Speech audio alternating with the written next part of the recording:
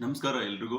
ಇವತ್ತು ಕರ್ನಾಟಕದಲ್ಲಿ ದೊಡ್ಡ ಮಟ್ಟದ ಧ್ವನಿಯಾಗ್ತಾ ಇರ್ತಕ್ಕಂಥದ್ದು ಏನಂತಂದ್ರೆ, ಒಬ್ಬ ಯೂಟ್ಯೂಬರ್ ಮಾಡಿರ್ತಕ್ಕಂಥ ಸೌಜನ್ಯ ಕೇಸಿನ ಹಿನ್ನೆಲೆ ಮತ್ತು ಅದರ ಸ್ವರೂಪವನ್ನು ಹೇಳಿದ್ದಾರೆ.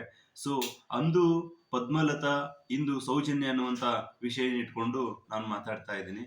ಕರ್ನಾಟಕದಲ್ಲಿ ಪೊಲೀಸ್ ಇಲಾಖೆ, CBI ಅನೇಕ ತನಿಖಾ ಸಂಸ್ಥೆಗಳು ನಮ್ಮಲ್ಲಿ ಕೆಲಸ ಮಾಡ್ತಾ ಇದ್ದಾವೆ. ಆದ್ರೆ ಯಾವ ತನಿಖಾ ಸಂಸ್ಥೆಗಳ ಮೇಲೂ ಕೂಡ ನಂಬಿಕೆ ಇಡ್ಲಿಕ್ಕೆ ಸಾಧ್ಯ ಆಗ್ತಾ ಇಲ್ಲ.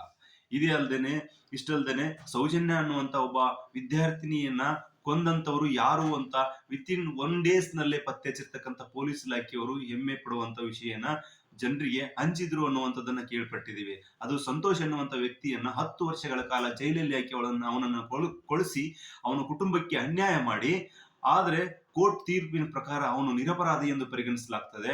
ಆದ್ರೆ ನಿಜವಾದ ಅಪರಾಧಿ ಯಾರು ಅನ್ನುವಂತಹ ಒಂದು ದೊಡ್ಡ ಮಟ್ಟದ ಚರ್ಚೆ ಇನ್ನು ನಮ್ಮಲ್ಲಿ ನಡೀತಾ ಇದೆ. ಹಾಗಾಗಿ ಸಮೀರ್ ಅಂತಕ್ಕಂಥ ಒಬ್ಬ ಯೂಟ್ಯೂಬರ್ ನೀಡಿರ್ತಕ್ಕಂಥ ಸುಳುವು, ಅವತ್ತು ಪದ್ಮಲತನ ಮೇಲೆ ನಡೆದಂತಹ ಅತ್ಯಾಚಾರ ಮತ್ತು ಕೊಲೆ ಅನ್ನುವಂಥ ವಿಷಯಗಳೇನು ಕೇಳಿ ಬರ್ತಾ ಇತ್ತು, ಇವತ್ತು ಕೂಡ ಸೌಜನ್ಯನನ್ನು ಕೂಡ ಬಹಳ ಹೀನಾಯವಾಗಿ ಕೊಂದಿರ್ತಕ್ಕಂಥದ್ದು.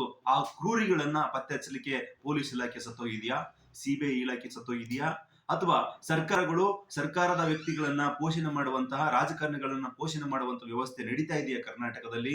ಇಡೀ ಭಾರತ ದೇಶದಲ್ಲಿ ಪೊಲೀಸ್ ಇಲಾಖೆ ಪವರ್ಫುಲ್ ಅನ್ನುವಂಥದ್ದು ಕರ್ನಾಟಕದಲ್ಲಿದೆ. ಆದ್ರೆ ಏನಾಗ್ತಾ ಇದೆ, ಪೊಲೀಸ್ ಇಲಾಖೆ ಇಷ್ಟು ಅಮಾನುಷ್ಯವಾಗಿ ನಡ್ಕೊಳ್ಳುವಂತಹ ಪೊಲೀಸ್ ಇಲಾಖೆಯ ಅಧಿಕಾರಿಗಳನ್ನ ನಾವು ಏನಂತ ಕರಿಬೇಕು? ಯಾಕೆ ಅವರನ್ನ ನಾವು ಬೆಂಬಲಿಸಬೇಕು? ಹಾಗಾಗಿ ಅವರು ಸರ್ಕಾರಿ ಸಂಬಳವನ್ನ ತಗೊಳ್ತಾರೆ, ಸರ್ಕಾರದ ನಿಯತ್ತಾಗಿ ಕೆಲಸ ಮಾಡ್ಲಿಕ್ಕೆ ಅವ್ರ ಕೈಲಿ ಆಗ್ತಾ ಇಲ್ಲ ಅಂತ ಅನ್ನೋದಾದ್ರೆ ಅವ್ರು ಯಾಕೆ ಆ ಇಲಾಖೆಯಲ್ಲಿ ಇರಬೇಕು? ಈ ಒಂದು ವಿಚಾರದಲ್ಲಿ ಪದೇ ಪದೇ ತಪ್ಪುಗಳನ್ನ ಮಾಡಿ, ಸುಳ್ಳು ಸಾಕ್ಷಿಗಳನ್ನ, ಸುಳ್ಳು ಎವಿಡೆನ್ಸ್ ಗಳನ್ನ ಕ್ರಿಯೇಟ್ ಮಾಡಿರ್ತಕ್ಕಂಥ ಪೊಲೀಸ್ ಅವ್ರನ್ನ ಆ ಇಲಾಖೆಯಲ್ಲಿ ಮುಂದುವರಿಸಲಿಕ್ಕೆ ಸಾಧ್ಯ ಆಗ್ತಾ ಇದೆಯಾ? ಅವರು ಸಮಾಜಕ್ಕೆ ನ್ಯಾಯ ಕೊಡ್ಲಿಕ್ಕೆ ಸಾಧ್ಯ ಇದೆಯಾ? ಅಂತವ್ರು ಈ ಸಮಾಜನ ಹೇಗೆ ಕಟ್ಟಲಿಕ್ಕೆ ಸಾಧ್ಯ ಇದೆ? ನಿಜವಾದ ಅಪರಾಧಿಗಳನ್ನ ಗುರುತಿಸಲಿಕ್ಕೆ ಸಾಧ್ಯ ಆಗ್ಲಿಲ್ಲ ಅಂತಂದ್ರೆ, ನಿರಪರಾಧಿಗಳಿಗೆ ಇವರು ಶಿಕ್ಷೆ ಕೊಡ್ತಾರಂತಂದ್ರೆ ಇವರು ಸೃಷ್ಟಿಸುವಂತ ಸಮಾಜ ಯಾವುದು? ಇವರು ನ್ಯಾಯ ಕೊಡ್ತಕ್ಕಂಥ ಯಾವ ಸಮಾಜಕ್ಕೆ ನ್ಯಾಯ ಕೊಡ್ತಾರೆ ಎನ್ನುವಂತಹ ಪ್ರಶ್ನೆ ಇವತ್ತು ಕರ್ನಾಟಕದ ಪ್ರತಿಯೊಬ್ಬರ ಮನದಲ್ಲೂ ಕೂಡ ಕಾಡ್ತಾ ಇದೆ. ಹಾಗಾಗಿ ಅನೇಕ ಜನ ಕೊಲೆಯಾಗಿದ್ದಾರೆ, ಅನೇಕ ಜನ ಆ ಒಂದು ಹಿಂಸೆ ಒಳಗಾಗಿದ್ದಾರೆ, ಅನೇಕ ಜನ ಪೆಟ್ರೋಲ್ ನಿಂದ ಸುಟ್ಕೊಂಡು ಹೋಗಿದ್ದಾರೆ ಆ ಪ್ರದೇಶದಲ್ಲಿ. ಹಾಗಾಗಿ ಎಷ್ಟೋ ಜನರು ಕಾಣದಂತೆಯೇ ಮರೆಯಾಗಿದ್ದಾರೆ. ಹಾಗಾಗಿ ಈ ಎಲ್ಲಾ ವಿಷಯಗಳನ್ನ ಸೂಕ್ಷ್ಮವಾಗಿ ಪರಿಶೀಲಿಸಬೇಕು. ಕರ್ನಾಟಕ ರಾಜ್ಯ ಸರ್ಕಾರ, ಸಿದ್ದರಾಮಯ್ಯನ ನೇತೃತ್ವದ ಸರ್ಕಾರ, DK ಶಿವಕುಮಾರ್ ಅವರ ನೇತೃತ್ವದ ಸರ್ಕಾರ ಇದೆಲ್ಲವನ್ನೂ ಕೇಳಿಸಿಕೊಂಡು 1,60,00,000 ಜನ ಒಂದು ವಿಡಿಯೋನ ವ್ಯೂ ಮಾಡಿ ಕರ್ನಾಟಕದ ಪ್ರತಿಯೊಬ್ಬರು ಕೂಡ ಅದನ್ನ ಅರ್ಥ ಮಾಡ್ಕೊಳ್ಳೋಕೆ ಸಾಧ್ಯ ಇದೆ ಅಂತಂದ್ರೆ ಸರ್ಕಾರಕ್ಕೆ ಅರ್ಥ ಮಾಡ್ಕೊಳ್ಳೋಕೆ ಸಾಧ್ಯ ಇಲ್ಲ ಅನ್ನುವಂಥದ್ದನ್ನ ನಾವು ಪ್ರಶ್ನೆ ಮಾಡ್ತಾ ಇದೀವಿ.